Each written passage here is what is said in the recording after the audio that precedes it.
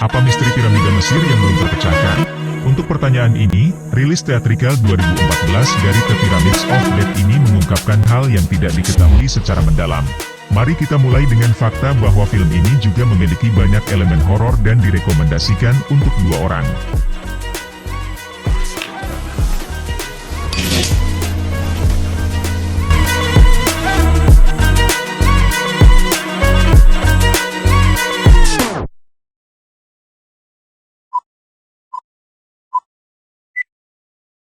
Saat cerita dimulai, Kairo baru saja dilanda badai pasir yang sudah berusia seabad, badai yang sama yang menyapu keajaiban, piramida tiga sisi yang lebih tua dari piramida Khufu.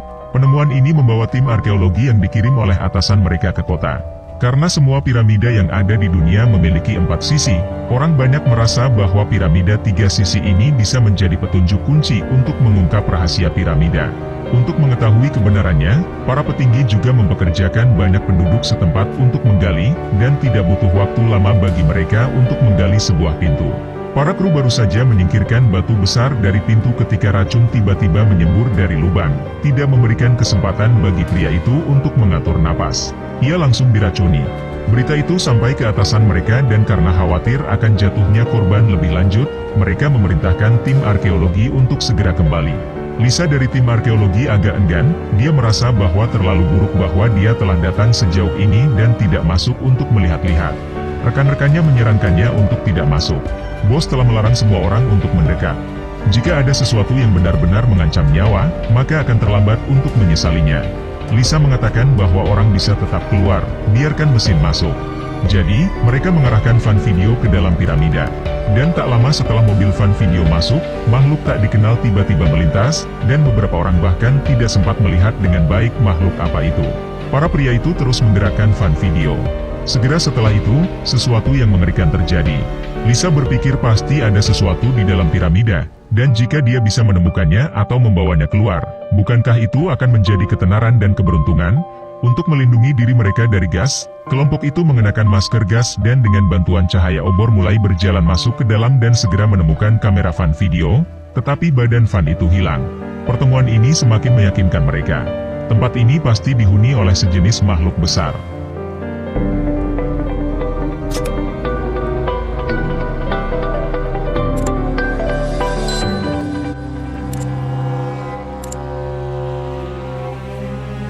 Pada titik ini, kamera Bo melihat sebuah lubang di atas, dan Lisa menawarkan diri untuk memanjat dan mengamatinya, menemukan banyak koleksi senjata kuno. Anehnya, ada darah segar pada senjata melalui sinar ultraviolet, dan tidak ada satupun dari mereka yang memperhatikan tanda bahaya ini, tetapi terus menjelajah ke dalam. Mereka bahkan tidak menyadari bahwa makhluk tak dikenal itu sekali lagi melintas.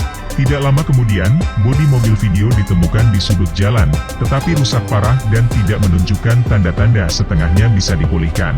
Tiba-tiba saja, tanah mulai runtuh di atas dan sebelum kerumunan orang dapat bereaksi, tanah juga mulai runtuh.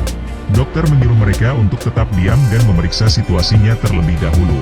Si anak kamera tidak mendengarkan dan mengambil langkah maju. Tanah retak sekali lagi dan beberapa orang hanya mencoba untuk berlari keluar pintu ketika mereka jatuh langsung ke bawah. Ketika mereka semua terbangun, mereka menyadari bahwa tempat itu dipenuhi kotoran hewan dan ada banyak pola kuno di dinding.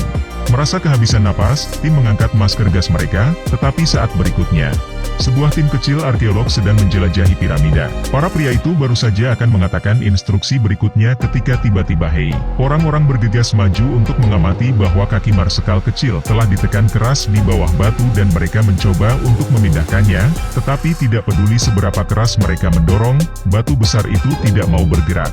Lisa membawakan air untuk marsekal kecil untuk meredakan ketegangannya. Pada titik ini, Red, salah satu tim, melihat sebuah lubang di atasnya dan merasa bahwa ini seharusnya menjadi jalan keluar, memutuskan. Pertama-tama dia naik untuk melihat apakah Red terus memanjat ke atas, dan memang dia menemukan sebuah lorong, dan dia pikir ini adalah jalan keluarnya. Tetapi setelah diperiksa lebih dekat, makhluk tak dikenal muncul di dalam, dan sebelum dia bisa bereaksi, makhluk itu tiba-tiba menyerang, dan Red secara tidak sengaja kehilangan pijakannya dan jatuh, berdiri dengan beberapa noda noda darah yang sudah tergores di wajahnya. Ia segera memberitahu rekan satu timnya apa yang telah dilihatnya, dan kerumunan orang banyak dipenuhi dengan ketidakpercayaan. Dokter melihat sekeliling dan memperhatikan pola di dinding yang seharusnya ada pintu di balik kayu, memindahkan kayu itu keluar dari jalan dan sebenarnya ada lorong di belakangnya. Lisa mengambil obor dan berkata pada Shuai, "Jangan khawatir, kami pasti akan membawa seseorang untuk menyelamatkanmu ketika kami keluar. Anda tinggal di sini untuk saat ini, jangan takut untuk melihat wajah Marsekal kecil dan tahu bahwa 3 kata yang ingin dia katakan sudah berlarian di dalam dirinya." Lisa memberikan ciuman kepada Marshal kecil dan pergi dengan tergesa-gesa. Beberapa orang belum lama pergi sebelum mereka menemukan bekas jari yang dalam di dinding. Hal ini mengindikasikan bahwa makhluk besar berada di dekat mereka. Pada titik ini teriakan Little Marshal datang dan kelompok itu tahu ada sesuatu yang pasti terjadi dan bergegas kembali, tetapi sampai di tempat yang sama. Marshal kecil sudah lama hilang, dan yang bisa dilihat di tanah hanyalah jejak darah yang mengekor keluar, mengarah ke pintu masuk gua di atas. Lisa kehilangan kendali saat itu juga, dia tidak percaya bahwa itu semua benar. Dokter mengira bahwa makhluk yang baru saja menyerang Suster Merah telah melakukannya. Suster Merah menyangkal di tempat bahwa makhluk yang menyerang saya sebesar kucing. Jelas bahwa ada makhluk lain di sini dan beberapa orang mulai mencari jalan keluar. Tiba-tiba terdengar teriakan dan ternyata makhluk tak dikenal itu telah menyusul mereka. Setelah memanjat keluar dari lorong, temannya memberondong makhluk itu dengan senapan mesin dan melarikan diri ketakutan, merobohkan sesama makhluk itu dan bersiap-siap untuk menjangkau dan mengamati. Siapa yang tahu bahwa detik berikutnya dia akan diseret ke dalam lorong. Beberapa orang ketakutan dan bergegas mematikan lampu dan bersembunyi di sudut, tidak berani bersuara. Setelah sekian lama, ketika tidak ada gerakan di luar, mereka berani bergerak. Dokter sekali lagi menunjukkan akalnya dan mulai mengutak-atik batu-batu itu. Hukuman mendadak dari mekanisme tersebut menyebabkan bagian itu memuntahkan aliran pasir yang konstan. Dalam proses melarikan diri, Lisa tidak sengaja tenggelam. Red adalah pelari tercepat dan jatuh ke dalam jebakan tepat saat ia mencapai ujung. Redaktor berjuang untuk menyelamatkan Lisa dan kemudian pergi mencari Red, hanya untuk melihatnya dikunyah oleh makhluk itu. Redaktor bergegas mengeluarkan tongkat pembakarnya untuk mengusir mereka, dan tentu saja makhluk-makhluk itu takut akan cahaya terang dan melarikan diri ketakutan.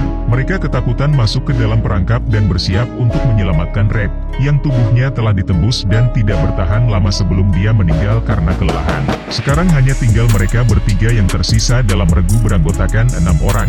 Mereka harus segera mengambil darah sesegera mungkin untuk melakukannya. Terpikir oleh Lisa bahwa dia pernah membaca di sebuah buku bahwa seringkali pintu keluar lorong paling dekat dengan peti mati Firaun, sehingga beberapa dari mereka mulai mencari makam Firaun. Tidak butuh waktu lama bagi mereka untuk menemukan peti mati itu. Berdasarkan informasi pada peti mati, mereka akhirnya menemukan jalan keluar. Tapi kemudian makhluk besar itu muncul kembali dan dokter tertusuk dan kamera boy bergegas membawa Lisa ke sudut untuk bersembunyi. Ketika monster itu pergi, keduanya mulai merangkak ke arah jendela, tetapi yang mengejutkan mereka, monster itu mengejar mereka lagi.